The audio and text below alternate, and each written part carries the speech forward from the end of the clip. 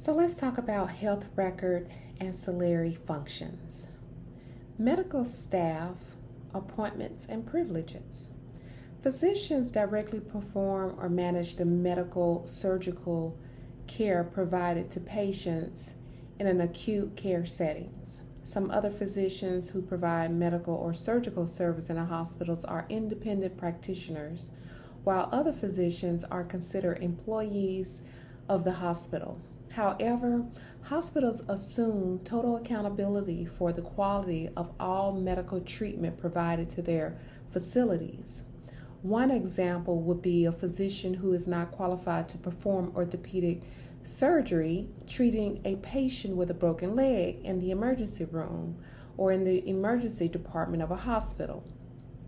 If the physician injures the patient by providing substantial care, the physician and hospital are jointly liable for the patient's injury. And this case represents an example of corporate negligence.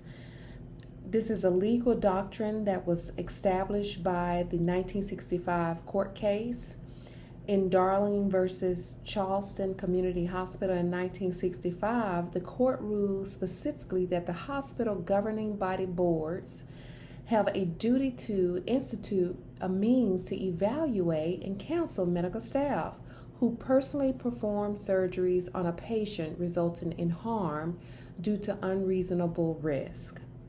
The credentialing process, before making medical staff appointment and reappointment, hospitals evaluate the qualifications of physicians, surgeons, podiatrists, dentists, clinical psychologists, nurse practitioners, and the list goes on, through a systemic process called credentialing. Credentialing involves the review and validation of an individual practitioner qualification to practice medicine. With the board's approval, the hospital grants the practitioner medical staff privileges, and these clinical privileges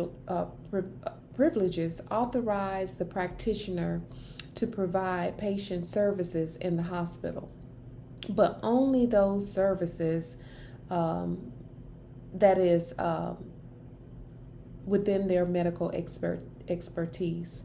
For example, a cardiovascular surgeon has clinical privileges would allow him or her or them to perform cardiac bypass surgery, but not cataract surgery.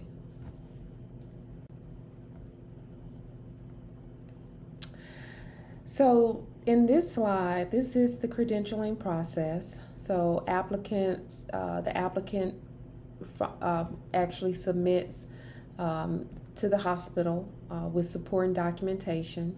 The primary source review completed by hospital. Then the hospital credentialing committee discuss the application and approves or return the application to the physician. If the application is approved, it moves on to the executive committee where they review it and approve it or return the recommendation back to the credentialing committee. If it's approved, then it moves on to the board of directors, which they review and they do the final approval or return it back to the executive committee. And then if the documentations are approved, then the hospital grants the physician privileges. So you can see the hierarchy, the chain of command in which that application moves through. Risk management and incident reporting, let's talk about that. So risk management is a comprehensive program of activities extended to minimize the potential injuries that could potentially occur in a facility. And it also anticipates and responds to ensuring liabilities for those who end up being injured within the hospital. So successful risk management programs include 3 components: loss prevention, loss reduction, and risk prevention. Loss prevention, which includes developing and revising facility-wide and department-specific policies and procedures, including education of all staff. Loss reduction encompasses techniques used to manage event of claims that have already been taking place. This component includes investigating and reviewing claims, working with defense counseling or counsels, and assisting with disposition. Risk prevention includes developing early warning and reporting programs, providing training on safety and adverse occurrence, and creating a database to track events and performance process improvement type activities. Incident reports describes the occurrence, like the time, the date, the location. It identifies the individual involved, the patient, the visitors, and or staff, and documents the current condition of the individual affected.